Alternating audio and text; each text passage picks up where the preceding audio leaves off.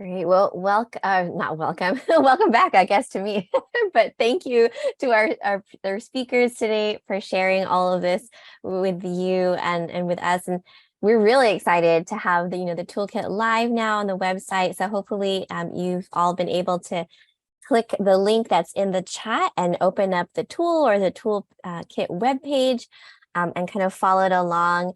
We do have a number of minutes for questions and discussion. I wanted to just address a few from the chat first, some logistic things. Let's see, just so you know that there are a number of different links in the chat. There's one to the resources we have. We mentioned some recorded training. So there is a resources page where those are located. We have the link to the office hours if you have an additional burning questions as you get more and more familiar with the toolkit. If you want to join us for office hours next week, that link is in the chat as well. And then there is also a link to the adherence monitoring tool. So Aurora showed you one of the examples for hand hygiene. There are a number of other tools on there that you can use to kind of evaluate your training program. So we encourage you to take a look at all of those links and resources that we have available. And then I wanted to circle back to, there was a question in the chat from Chandana about CNAs and if they're allowed to sign temperature logs for residents' refrigerators. And I wanted to invite you to come off mute if you're still on the line to kind of elaborate on that. And at the same time, I want to also introduce one of our HAI program infection preventionists, Shantala Ahanya, who will help us out with the questions today. Chandana, are you on the line still? I think I see her, if she can come off of mute. Chandana, the question we wanted some clarification. You wanted to know whether the CNAs can do the temperature check for the residents. So is it in the resident room or where exactly? It's a nutrition refrigerator. If you can give us some clarification, that will be more beneficial for us to answer. And if you're unable to unmute, oh, I saw the unmute go.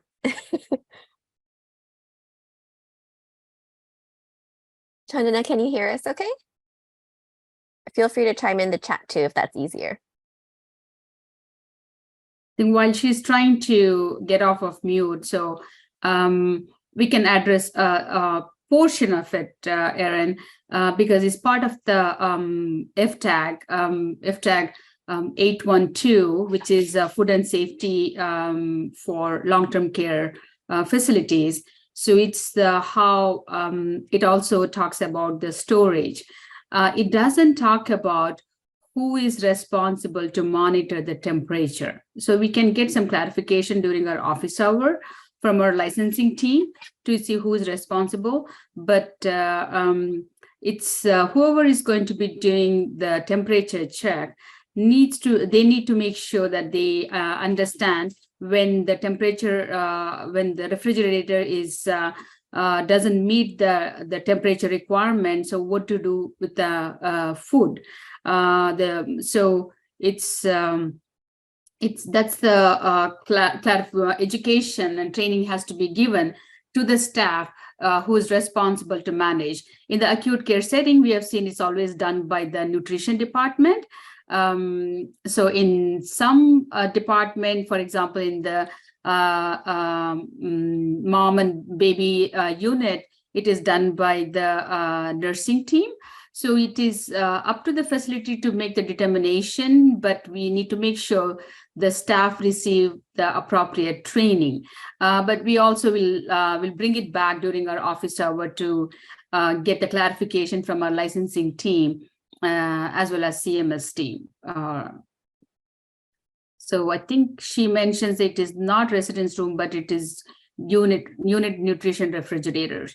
Yes, so CNA should be able to check it, but as I said, they should have received the training what to do if it is temperature is goes off of range, right? So whatever the range, what is requirement. So on top of my head, I don't remember the exact number for long-term care, if it is different from the acute care versus long-term care, we'll find out about that. But even when it is off range, when it goes off of range, so what to do with the food in the refrigerator. So those are all the education needs to be given to a person who's going to be monitoring the temperature. We'll get some more clarification during our office hour to make sure that it is an F tag. There is an F tag for that. Shansala, I don't see any additional questions in the chat. So if you wanted to move forward with some of the questions you might have for our speakers today, feel free. Yes. So I know Aurora and Shannon, great presentation. You talked a lot about doing a lot of adherence monitoring. Now, why, Shannon, why it is important to share the data with the frontline staff? Yeah, that's a great question, Shantala. So I think sharing the data with the frontline staff is just a great starting place to really make your staff aware that there is a gap or an area for improvement. And then from that, you can have conversation and communicate with your staff to get a better understanding of the reasoning behind that gap. And then working with your leadership and your staff, you can work on implementation solutions to fix that gap. Do you have anything else to add, Bill? Just a couple of things Shannon, regarding the when we asked the question whether what is their they had time restraints was one of the comment, as well as staff engagement was one of the comment, right? So then for them, so you really need to take it back to your what exactly is the data. So what you're seeing, for example, hand hygiene. So if you're seeing the staff are not performing hand hygiene prior to donning gloves or prior to donning PPE, so if that information is not provided to the frontline staff, so they don't understand the need for it, right? So they assume that, oh, I just washed my hand. I was sitting in my nursing station. I'm going inside the room. Why do I need to wash my hand? Or why do I need to do hand hygiene? I did not touch the patient.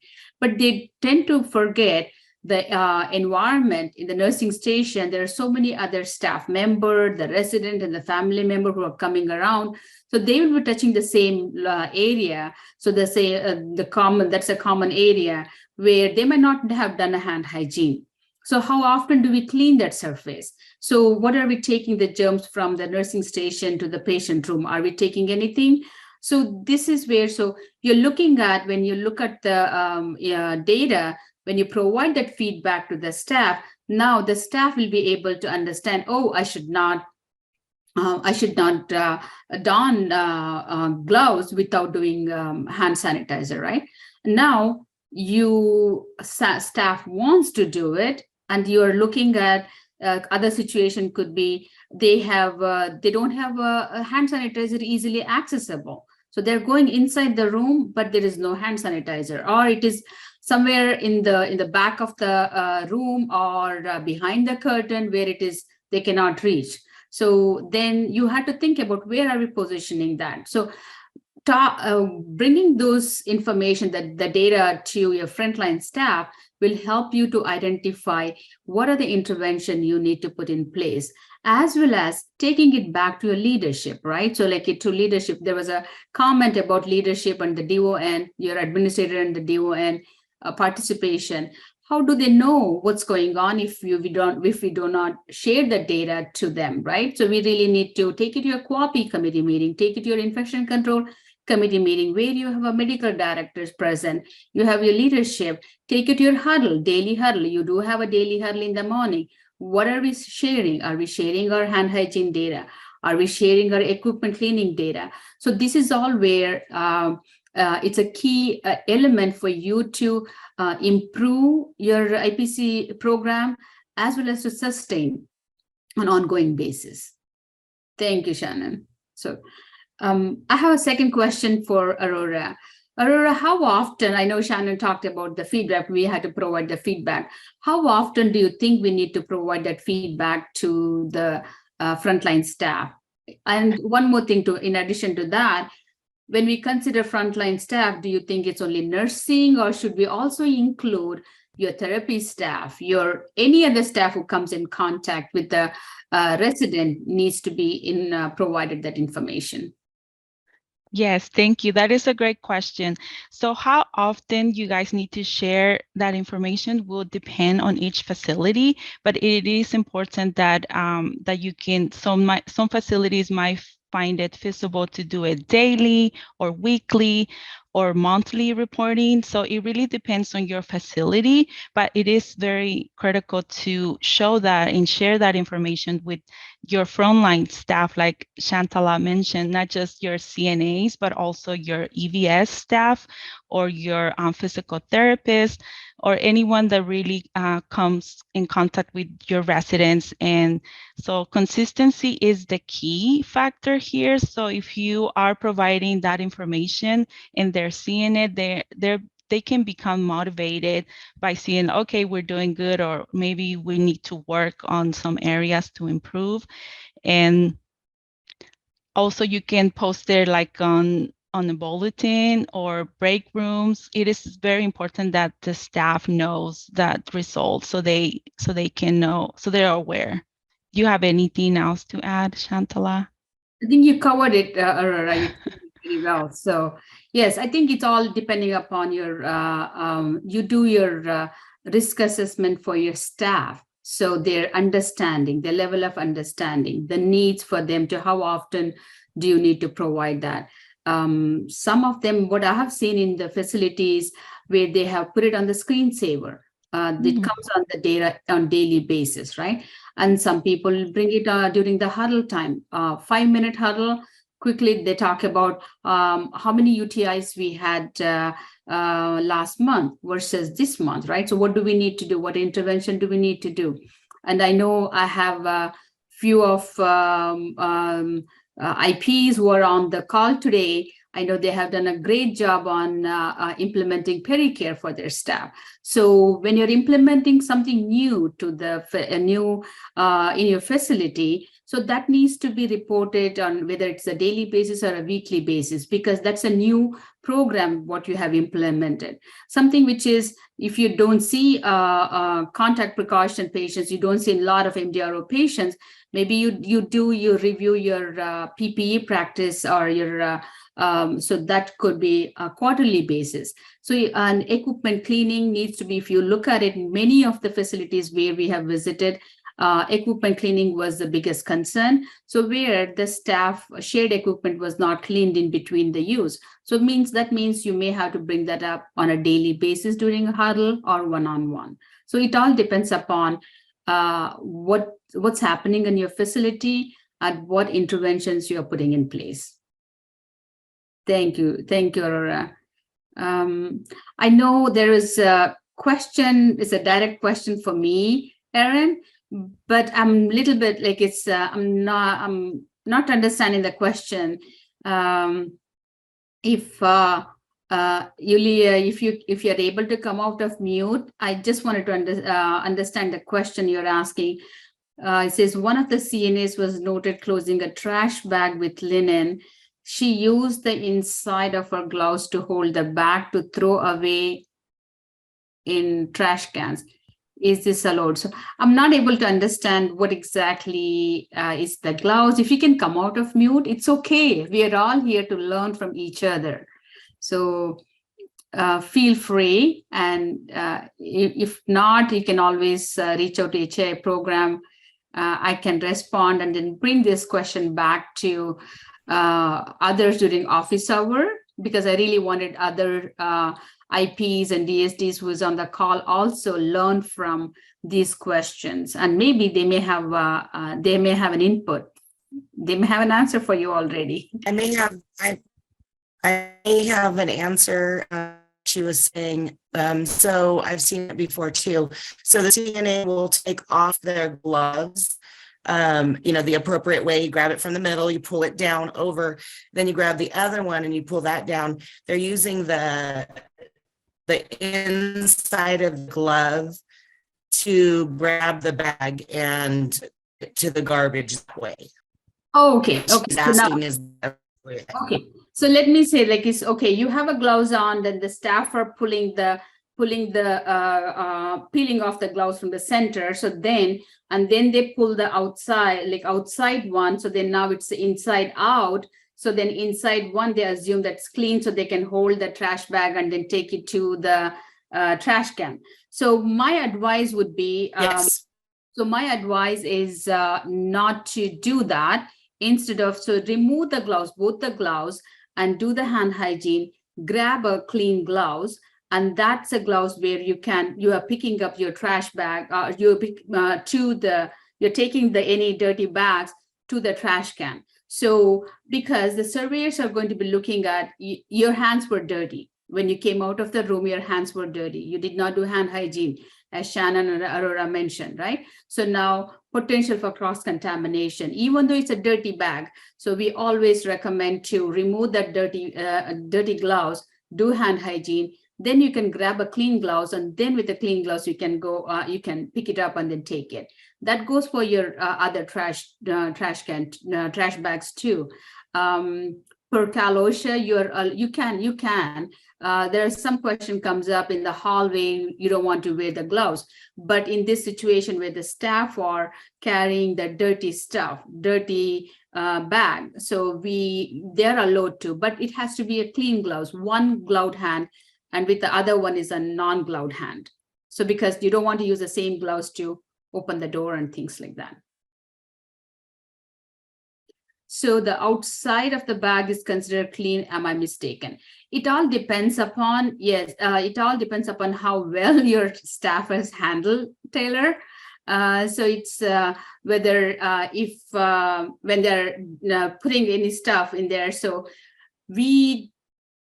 technically, we don't think it as a clean one, but many of them are afraid of the staff start using the gloves in the hallway. So that's why they always say you don't need to. But again, as we said, like always work with your staff and then do the risk assessment for the situation, and then you can make the decision. So your surveyors, based upon they always go with your policy and procedure. What is your policy? For example, if my policy says they're allowed to use the gloves to carry the dirty bag, and it's okay.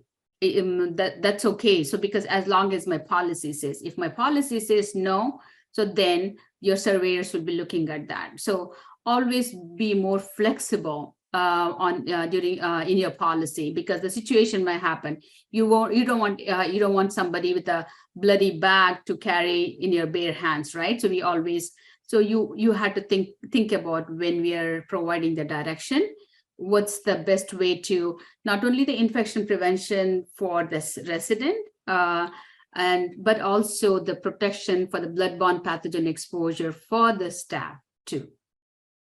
I hope I answered your question. So Thank you. I think there's another, oh, sorry, go ahead. Oh, no, go ahead, Erin. There's another question in the chat, I think from Maria. She's asking, is the IP responsible for CNA in-services, or is it both the responsibility of the IP and the DSD? In many of the facilities where we have been, like you have both the DSD and then IPs participate together. So in some facilities, it's only the responsibility of DSD, and some it's a combination.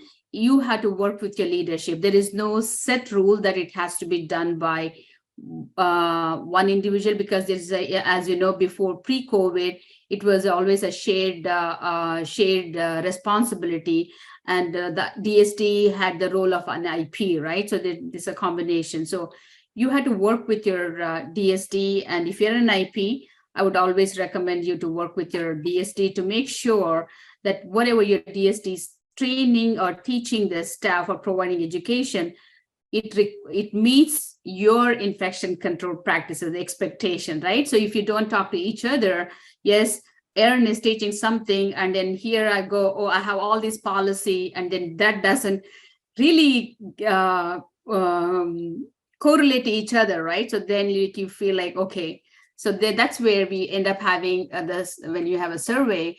So we see the gap. So make sure that it's always, it's up to the facility. To answer your question, the simple answer is up to your facility, but always recommend to work with your, not only DSD, your DON, others, to make sure the IPs know the current infection control practice requirement by licensing and certification, as well as the CDC guidelines or the CMS guideline, because you are more, you have more knowledge on that versus the DSD, so you had to work together. Great, thank you. And then I did get another question from Janice. Are CNAs allowed to wear gloves when feeding residents?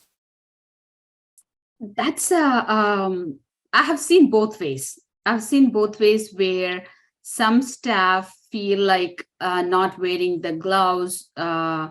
It's the just because the residents doesn't feel comfortable. In some, they do. But the hand hygiene is a key factor, as Shannon and Aurora, Sophie mentioned. The hand hygiene is a key factor, and how much assistance you're doing is another element you had to look at it.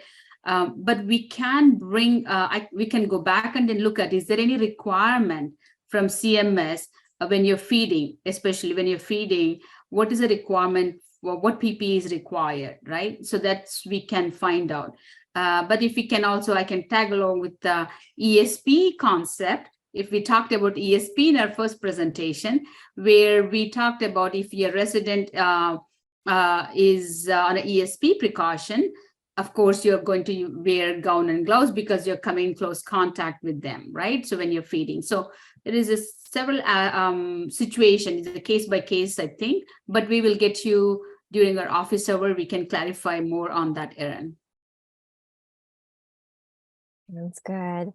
I don't see any other, oh, there's a comment in the chat. I was told that wearing gloves while feeding goes against dignity issues in an N, or maybe that's an extra N in an isolated patient or resident.